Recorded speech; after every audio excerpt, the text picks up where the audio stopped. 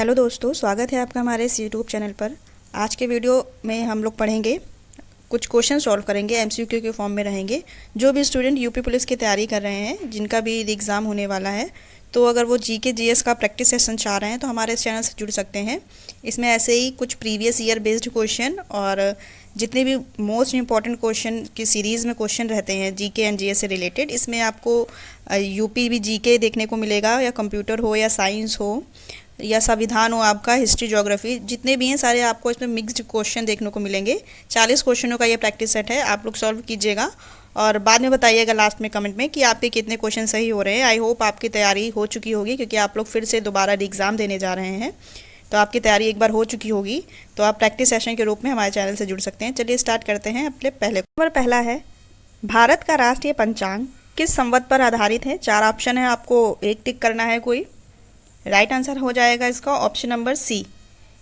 राष्ट्रीय पंचांग संवत किस पर आधारित है हमारे भारत का? तो शक संवत पर आधारित है। और जो शक संवत राष्ट्रीय पंचांग है, ये सन 1878 ईस्वी में इसकी शुरुआत हुई थी। और किसने इसको शुरुआत की थी इसकी? तो कुषाण वंश के एक प्रतापी शासक थे, उनका नाम कनिष्क था, उनके द्वारा ये शक संवत शुरुआत की गई थी, याद रखिएगा। अगर सन भी पूछेगा तो 78 ईस्वी आप लोग याद रखेंगे, 78 ईस्वी। चलिए अगला क्वेश्चन देखेंगे। भारत की पूर्व से पश्चिम की लंबाई क्या है? तो जो आप अपना मैप में देखते होंगे भारत को, तो पूरब से पश्चिम की इसकी लंबाई पूछी जा रही है। राइट आंसर हो जाएगा इसका ऑप्शन नंबर ए, 2933 किलोमीटर इसकी टोटल लंबाई है। चलिए ये तो पूरब पश्चिम का हो गया, 2933 किलोमीटर। यदि पूछा जाएगा उत्तर से दक्षिण, तो हमारा क्या राइट आंसर हो जाएगा? 3214 किलोमीटर। याद रखिएगा, अगर उत्तर से दक्षिण पूछेगा तो हमारा हो जाएगा क्या? 3214 किलोमीटर। पूर्व पश्चिम का आप लोगों ने देख लिया है, 2933 की भी। अगला क्वेश्चन देखेंगे। क्वेश्चन नंबर 3 है, निम्नलिखित में कौन सा उत्तर प्रदेश के जिलों में सर्वोच्च रैंकिंग वाले पुलिस अधिकारी हैं कमिश्नरी के अलावा? तो राइट आंसर हो जाएगा इसका ऑप्शन नंबर सी राइट रहेगा, एसपी, जिसको सुपरिटेंडेंट ऑफ पुलिस भी कहते हैं, हिंदी में इसको पुलिस अधीक्षक कहते हैं। ये जो एक जिले में पुलिस बल होता है, उनका ये सर्वोच्च प्रमुख होता है। इनका क्या नाम रहता है? एसपी, इनका पद नाम रहता है एसपी या पुलिस अधीक्षक, याद रखिएगा। अगर बात करें कमिश्नरी के क्षेत्र में, तो कमिश्नरी के क्षेत्र में पुलिस आयुक्त तो सर्वोच्च होता है, जिसे इंग्लिश में एडीजी कहते हैं, याद रखेंगे। कमिश्नरी पूछेगा तो एडीजी हो जाएंगे उनके, पुलिस आयुक्त सर्वोच्च। और यदि विदाउट कमिश्नरी पूछेंगे तो एसपी हो जाएगा सबसे बड़ा पद हमारा पुलिस अधीक्षक का। और सबसे छोटा आपको पता होगा, कांस्टेबल का पद सबसे छोटा होता है पुलिस विभाग में। चलिए अगला क्वेश्चन देखेंगे। क्वेश्चन नंबर 4 है, न्यूटन की गति का प्रथम नियम क्या कहलाता है? राइट आंसर हो जाएगा इसका ऑप्शन नंबर बी। न्यूटन का गति का प्रथम नियम क्या कहलाता है? तो जड़त्व का नियम कहलाता है। अगला क्वेश्चन देखेंगे। पुलिस द्वारा तैयार किए जाने वाले लिखित दस्तावेज एफआईआर का पूर्ण रूप क्या है? एफआईआर सबने सुना होगा और कुछ लोगों को पता भी होगा और कुछ को शायद नहीं पता होगा। तो इसका फुल फॉर्म होता है, जो किसी थाने में रिपोर्ट लिखी जाती है जाके लिखित दस्तावेज के रूप में, तो उसको शॉर्ट में एफआईआर कहते हैं। और इसका फुल फॉर्म क्या होता है? राइट आंसर हो जाएगा इसका option number D, first information report. क्या हो जाएगा? फर्स्ट इन्फॉर्मेशन रिपोर्ट, याद रखिएगा, ऑप्शन नंबर डी राइट है। अगला क्वेश्चन देखेंगे। कस्तूरबा गांधी बालिका विद्यालय योजना को कब प्रारंभ किया गया था? राइट आंसर इसका ऑप्शन नंबर सी, 2004 में कस्तूरबा गांधी बालिका विद्यालय योजना को प्रारंभ किया गया था, याद रखिएगा, अगस्त 2004 है। और ये कौन सी योजना है? इसमें ग्रामीण बालिकाओं को 12वीं तक की शिक्षा और साथ में छात्रावास, भोजन और उनके पढ़ने की जितनी भी सुविधाओं को दिया जाता है, याद रखेंगे। कस्तूरबा गांधी 2004 भारत सरकार की ये योजना है। अगला देखेंगे क्वेश्चन। सिंधु घाटी की सभ्यता में घोड़े के अवशेष कहाँ से मिले हैं? राइट आंसर हो जाएगा इसका ऑप्शन नंबर ए, सुरकोतदा से सिंधु घाटी सभ्यता में घोड़े के अवशेष मिले हैं। और ये सुरकोतदा वर्तमान में है कहाँ? तो ये गुजरात के कच्छ में है, याद रखेंगे। अगला क्वेश्चन देखेंगे। क्वेश्चन नंबर 8 है, निम्नलिखित में से किस घटना के कारण महात्मा गांधी जी ने 1922 में असहयोग आंदोलन स्थगित कर दिया था? इसका आंसर आपको बताना है, ये याद रखिएगा। ये अभी जो हमारा यूपीपी का एग्ज़ाम हुआ था उसमें पूछा गया क्वेश्चन है, आप लोगों ने भी दिया होगा, जिन्होंने एग्ज़ाम उनको पता चल गया होगा। तो राइट आंसर हो जाएगा इसका ऑप्शन नंबर बी, चोरी चौरे की जो घटना से व्यथित होकर महात्मा गांधी जी ने सन 1922 में जो अपना असहयोग आंदोलन चालू किया था, इसको स्थगित कर दिया था। और चोरा चोरी घटना क्या थी जिसको देखकर महात्मा गांधी ने ये आंदोलन स्थगित किया था? तो चोरा चोरी 4 फरवरी 1922 को कुछ लोगों की गुस्साई भीड़ ने गोरखपुर के चोरा चोरी में एक स्थान है, पुलिस थाना है, उसका नाम चोरा चोरी स्थान में है, गोरखपुर यूपी के ज़िले में है। तो वहाँ पर आग लगा दी थी कुछ हिंसक भीड़ ने। तो उससे क्या हुआ था कि 23 पुलिसकर्मी और कुछ 4-5 आम नागरिकों की मृत्यु हो गई थी। तो ये घटना को देखकर गांधी जी ने अपना 1922 का असहयोग आंदोलन वापस ले लिया था। याद रखिएगा, इसका राइट आंसर है ऑप्शन नंबर बी। अगला क्वेश्चन देखेंगे। क्वेश्चन नंबर 9 है, बखीरा वन्य जीव पक्षी अभ्यारण्य कहाँ पर स्थित है? तो राइट आंसर इसका हो जाएगा ऑप्शन नंबर ए, संत कबीर नगर में बखीरा वन्यजीव अभ्यारण्य है। अगला क्वेश्चन देखेंगे। किस भाषा में बौद्ध ग्रंथ पिटकों को लिखा गया है? राइट आंसर हो जाएगा इसका ऑप्शन नंबर सी। जितने भी बौद्ध ग्रंथ हैं उनको पाली भाषा में लिखा गया है। और बौद्ध ग्रंथ, ये पिटक क्या है, ये अगर आपने बौद्ध या जैन धर्म पढ़ा होगा उसमें बौद्ध धर्म में ये त्रिपिटक है, जिनमें ये एक प्राचीन बौद्ध ग्रंथ है जिसमें गौतम बुद्ध के उपदेश को संग्रहित करके रखा गया है। अगर कभी पूछा जाएगा त्रिपिटक क्या होते हैं, तो 3 पिटक होते हैं जिसको त्रिपिटक कहते हैं, विनय पिटक, सुत्त पिटक और अधिधम्म पिटक। याद रखिएगा। त्रिपिटक ये भी पूछ लिया जाता है कि त्रिपिटक का संबंध किससे है, तो बौद्ध धर्म से इसका संबंध है। और ये किस भाषा में लिखा गया है, तो ये पाली भाषा में लिखा गया है। याद रखेंगे। अगला क्वेश्चन देखेंगे। क्वेश्चन नंबर 11 है, इंपॉर्टेंट क्वेश्चन है। इंपॉर्टेंट सारे हैं, सारे क्वेश्चन इंपॉर्टेंट है, लेकिन ये उससे भी ज़्यादा इंपॉर्टेंट है। देखिए क्वेश्चन, 1857 क्रांति के समय भारत का गवर्नर जनरल कौन था? तो राइट आंसर हो जाएगा इसका option number C, Lord Canning. ये 1857 की जो क्रांति हुई थी उस समय ये भारत के गवर्नर जनरल थे। याद रखेंगे, ऑप्शन नंबर सी राइट है। अगला क्वेश्चन है, किस समाज सुधारक ने सती प्रथा को समाप्त करने की पहल की थी? राइट आंसर हो जाएगा इसका राजा Ram Mohan Roy, option number D. ये समाज सुधारक थे राजा राम मोहन, इनके अथक प्रयासों से सती प्रथा का अंत हुआ था, इन्होंने सती प्रथा को समाप्त किया था। अगला क्वेश्चन देखेंगे। सोशल मीडिया नेटवर्क में पहले जिसे फेसबुक के नाम से जाना जाता था उसका नाम बदलकर क्या रख दिया गया होगा? क्या नाम रख दिया गया है? आप लोग सभी लोग फेसबुक यूज़ करते होंगे, सबने चेंजमेंट देखा होगा। आप लोग इसका आंसर बताइएगा। राइट आंसर इसका ऑप्शन नंबर बी, फेसबुक का नाम क्या रख दिया गया है? मेटा। इसको मेटा कंपनी के द्वारा खरीद कर इसका नाम, फेसबुक का तो है ही फेसबुक, लेकिन आप लोग ने देखा होगा मेटा लिख के आता होगा। अगर आप लोग फेसबुक यूज़ कर रहे होंगे तो उसमें, और व्हाट्सअप को भी मेटा ने खरीद लिया है तो उसमें भी मेटा लिख के आता है, मतलब कन्वर्ट कर दिया गया है उसमें। और ये भी क्वेश्चन यूपीपी का है। अगला क्वेश्चन देखेंगे। क्वेश्चन नंबर 14 है, प्रधानमंत्री की नियुक्ति राष्ट्रपति करता है, यह किस अनुच्छेद में वर्णित है? तो राइट आंसर हो जाएगा इसका ऑप्शन नंबर सी, अनुच्छेद 75 में ये वर्णित है कि प्रधानमंत्री की नियुक्ति कौन करता है? राष्ट्रपति। राइट आंसर हो जाएगा इसका ऑप्शन नंबर सी। अगला क्वेश्चन देखेंगे।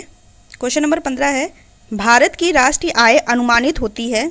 ये भी एग्ज़ाम वाला ही क्वेश्चन है, मतलब काफ़ी एग्जामों में ये देखा गया है। भारत की राष्ट्रीय आय अनुमानित होती है या गणना कैसे की जाती है, किसके द्वारा की जाती है? राइट आंसर हो जाएगा इसका ऑप्शन नंबर सी, केंद्रीय सांख्यिकी संगठन। याद रखिएगा, ऑप्शन नंबर सी राइट है इसका। CSO इसको कहते हैं सेंट्रल स्टैटिक ऑर्गेनाइजेशन। यदि इसका पूछा जाएगा कि गठन कब हुआ था, तो 1951 में इसका CSO का गठन हुआ था। और ये क्या करते हैं, ये गठन क्या करता है संगठन?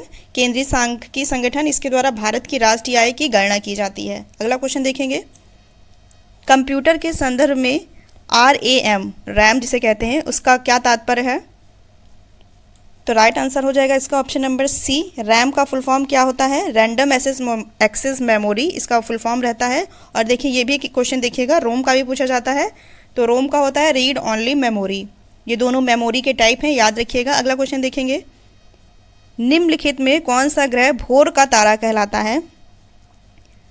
इसको भोर का तारा या संध्या का तारा के नाम से भी जाना जाता है। इसका राइट आंसर हो जाएगा ऑप्शन नंबर ए, शुक्र ग्रह को भोर के तारे के रूप में भी जाना जाता है। अगला क्वेश्चन देखेंगे। अभिनव भारत नामक अंग्रेज विरोधी संगठन की स्थापना किसने की थी? राइट आंसर इसका VD सावरकर। अभिनव भारत की स्थापना किसने की थी? VD सावरकर। और अगर सन का भी पूछा जाएगा तो 1904 में की थी। याद रखिएगा, कहाँ पर की थी? 1904 में की थी और नासिक में की थी। याद रखेंगे इतने पॉइंट्स। चलिए अगला क्वेश्चन देखेंगे।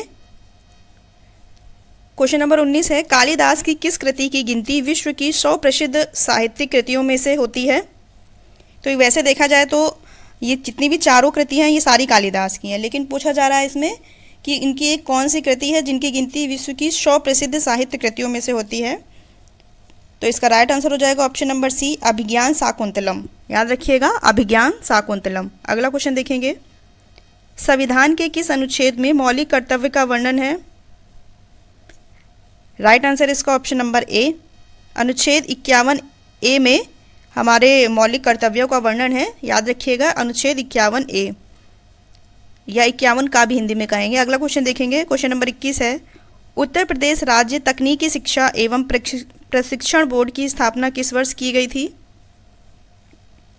राइट आंसर इसका ऑप्शन नंबर बी, 1958 में उत्तर प्रदेश राज्य तकनीकी शिक्षा एवं प्रशिक्षण बोर्ड की स्थापना की गई थी। अगला क्वेश्चन देखेंगे, साइमन कमीशन का भारत आगमन किस वर्ष हुआ? पूछ रहा है साइमन कमीशन भारत कब आया?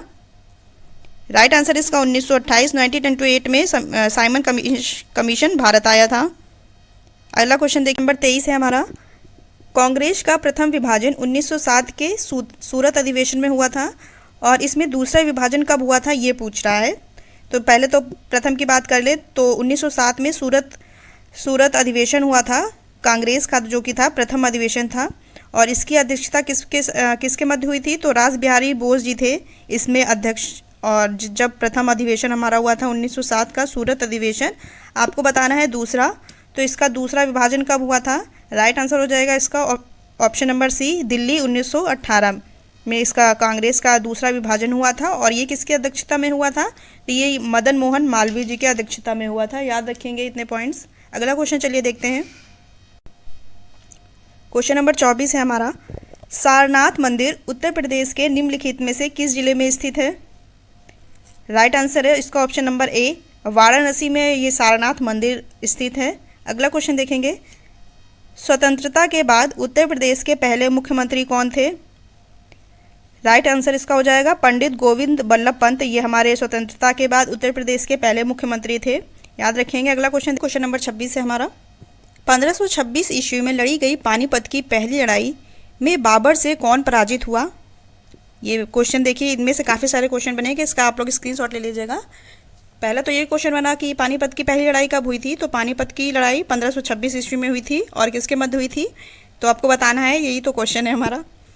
तो इसका राइट आंसर हो जाएगा इसका ऑप्शन नंबर ए, बाबर और इब्राहिम लोदी के मध्य हुई थी पानीपत की प्रथम लड़ाई 1526 ईस्वी में।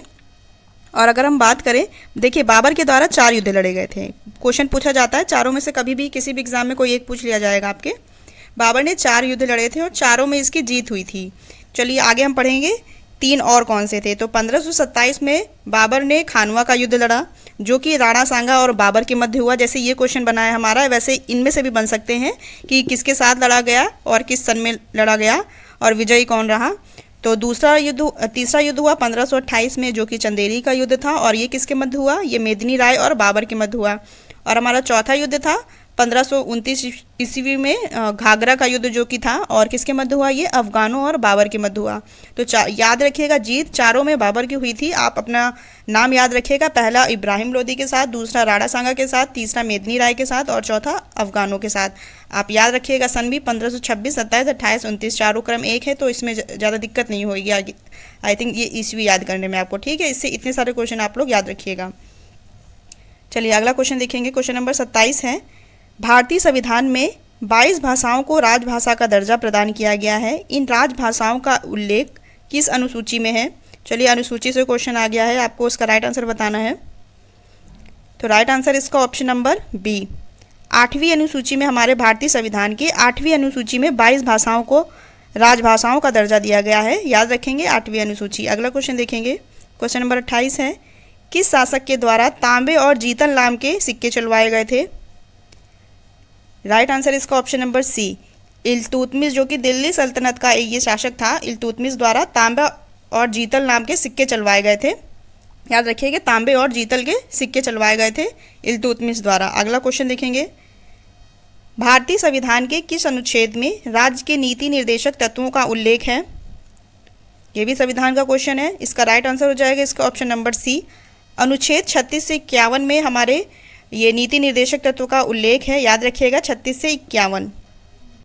और यदि भाग पूछ लेगा तो भाग 4 याद रखेंगे, कौन से भाग में, भाग 4 में हमारा नीति निर्देशक तत्वों का उल्लेख है अनुच्छेद 36 से 51 के मध्य। चलिए अगला क्वेश्चन देखेंगे। क्वेश्चन नंबर 30 है, किस शहर को भारत के मैनचेस्टर के रूप में भी जाना जाता है? राइट आंसर इसका अहमदाबाद। इसको भारत के मैनचेस्टर के रूप में भी जाना जाता है। और दोस्तों ये बताइएगा, अभी आप लोगों ने कुल अभी तक टोटल 30 क्वेश्चन पढ़े हैं, 30 क्वेश्चन पढ़े हैं, तो ये बताइएगा दोस्तों क्वेश्चन कैसे थे। और अगर आपको वीडियो अच्छी लग रही है, अगर आपको ऐसे ही एग्ज़ाम ओरिएंटेड क्वेश्चन चाहिए एग्ज़ाम तक, तो हमारे चैनल से जुड़ सकते हैं। चैनल को सब्सक्राइब कर लीजिएगा और अगर वीडियो अच्छी लगे लास्ट तक देखिएगा, अगर तो वीडियो को लाइक भी कीजिएगा। ऐसे ही आपको इसमें प्रैक्टिस सेशन आपको मिलते रहेंगे हर 2 से तीसरे दिन में। हमारे चैनल से जुड़ सकते हैं और अपनी तैयारी को थोड़ा और मजबूत कर सकते हैं। चलिए अगला क्वेश्चन देखेंगे। क्वेश्चन नंबर 31 है हमारा, सिमलीपाल टाइगर रिजर्व कहाँ पर स्थित है? ये बंदरगाह गलत टाइप हो गया है। सिमलीपाल टाइगर रिजर्व कहाँ पर स्थित है ये बताना है आपको। राइट आंसर इसका ऑप्शन नंबर ए, उड़ीसा में स्थित है टाइगर रिजर्व है सिमलीपाल, याद रखेंगे। अगला क्वेश्चन देखेंगे। क्वेश्चन नंबर 32 है, सादिया और धुबरी के बीच राष्ट्रीय अंतर्देशीय जल मार्ग किस नदी पर स्थित है? राइट आंसर हो जाएगा इसका ऑप्शन नंबर सी, ब्रह्मपुत्र नदी। अगला क्वेश्चन देखेंगे। क्वेश्चन नंबर 23 है, संविधान सभा की प्रथम बैठक कब हुई? तो ये बहुत ही बेसिक क्वेश्चन है संविधान का, सबको आई थिंक इसका आंसर पता होगा। राइट आंसर इसका ऑप्शन नंबर बी, 9 दिसंबर 1946 को संविधान सभा की प्रथम बैठक हुई। अगला क्वेश्चन देखेंगे, नागार्जुन बांध किस नदी पर बना हुआ है? ऑप्शन नंबर सी राइट है, कृष्णा नदी पर ये नागार्जुन बांध बना हुआ है और ये है कहाँ पर? हैदराबाद में है। अगला क्वेश्चन देखेंगे, भारत के संविधान का कौन सा अनुच्छेद राष्ट्रीय महत्व के स्मारकों, स्थानों और वस्तुओं की सुरक्षा से संबंधित है? डी, अनुच्छेद 49। जो हमारे संविधान के भाग 4 में नीति निर्देशक तत्व अनुच्छेद 36 से 51 दिए गए हैं, उनमें से ही एक है अनुच्छेद 49, जिसमें ये बताया गया है कि हमारा जो राष्ट्रीय महत्व के स्मारकों, स्थानों और वस्तुओं की सुरक्षा करने के संबंध में बताया गया है अनुच्छेद 49। जब हम लोग पॉलिटी की सीरीज स्टार्ट करेंगे उसमें सारे आपको संविधान के अनुच्छेद देखने को मिलेंगे। फिलहाल अभी ये राइट आंसर क्या है? आंसर नंबर डी इसका राइट है, अनुच्छेद 49। अगला क्वेश्चन देखेंगे। क्वेश्चन नंबर 36 है, नाबार्ड की स्थापना कब हुई थी? राइट आंसर इसका ऑप्शन नंबर बी, 1982 में नाबार्ड की स्थापना हुई थी। अगर इसकी फुल फॉर्म की बात करें, पूछा जाता है एग्जाम में, राष्ट्रीय कृषि और ग्रामीण विकास बैंक, और अगर इंग्लिश में देखें तो national bank for agriculture and rural development, इसका इंग्लिश में फुल फॉर्म। इसकी स्पेलिंग देख लीजिएगा, पूछा जाता है एग्जाम में। अगला क्वेश्चन देखेंगे, वर्ष 2024 में कुल कितने लोगों को भारत रत्न से सम्मानित किया गया? तो टोटल 5 लोगों को दिया गया है, 4 इसमें से कि मरणोपरांत है और 1 को दिया गया है, टोटल 5 को दिया गया है। राइट आंसर इसका क्या हो जाएगा? Option number C. और अगर देखें शॉर्ट में, इसका आप लोग स्क्रीनशॉट ले लीजिएगा। और अगर बात करें इनमें से 5 कौन से हैं, तो पहले हैं लाल कृष्ण आडवाणी जी, इनको मिला है। ये भारत के पूर्व सूचना एवं प्रसारण मंत्री, गृह मंत्री और उप प्रधानमंत्री रहे हैं। और MS स्वामीनाथन, इनका पूरा नाम देख लीजिएगा, MS स्वामीनाथन को मिला है, इनको मरणोपरांत मिला है। ये भारत के कृषि को आधुनिक योगदान देने के लिए इनको मिला है। ये हरित क्रांति के जनक भी कहे जाते हैं, MS स्वामीनाथन। और तीसरा है PV नरसिम्हा राव जी को, इनको भी मरणोपरांत मिला है। इनको भी काफ़ी सारा योगदान, जैसे कि ये विदेश मंत्री रहे हैं, गृह मंत्री रहे हैं, रक्षा मंत्री रहे हैं और ये भारत के 9वें प्रधानमंत्री भी रहे हैं। और ये एक पॉइंट याद रखिएगा, ये भारत को आर्थिक रूप से उन्नत बनाने के और देश को समृद्धि और विकास के लिए दिए गए योगदान के लिए दिया गया है। इनका योगदान भी 5 के पूछे जा सकते हैं, किनको किस लिए मिला। और कर्पूरी ठाकुर जी को मिला है, ये बिहार के 11वें मुख्यमंत्री और दूसरे उप मुख्यमंत्री रहे हैं कर्पूरी ठाकुर। और अगला है चौधरी चरण सिंह को, इनको भी मरणोपरांत मिला है। ये भारत के 5वें प्रधानमंत्री व उत्तर प्रदेश के 2 बार मुख्यमंत्री रह चुके हैं। इनको भी जन कल्याण के लिए मिला हुआ है, किसानों के लिए इन्होंने काफ़ी सारा योगदान दिया है चौधरी चरण सिंह जी ने। तो आप एक बार इसको स्क्रीनशॉट ले लीजिएगा, तो आप बाद में भी देखिएगा, आसानी रहेगी इसको समझने में। चलिए अगला क्वेश्चन देखेंगे। करंट के रूप में भी पूछा जा सकता है क्वेश्चन, करंट से ही है ही, तो इम्पॉर्टेंट क्वेश्चन है। अगला क्वेश्चन देखेंगे। क्वेश्चन नंबर 38 है, राज्यसभा का सदस्य बनने के लिए आवश्यक न्यूनतम आयु कितनी होनी चाहिए? राइट आंसर इसका ऑप्शन नंबर सी। यदि बात करिएगा लोकसभा की तो लोकसभा की 25 होती है और राज्यसभा की तो राज्यसभा की 30 होती है, याद रखेंगे। अगला क्वेश्चन देखेंगे, क्वेश्चन नंबर 39 है, भारत की संसद के नए भवन का वास्तुकार कौन था?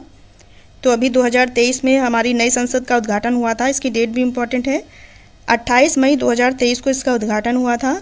और पूछ रहा है क्वेश्चन में वास्तुकार, तो वास्तुकार हैं इसके विमल पटेल, ऑप्शन नंबर डी इसका राइट है। अगला क्वेश्चन देखेंगे, आपकी ड्यूटी का समय समाप्त हो गया है लेकिन आपकी जगह पर दूसरा पुलिसकर्मी नहीं आया है, आप क्या करोगे?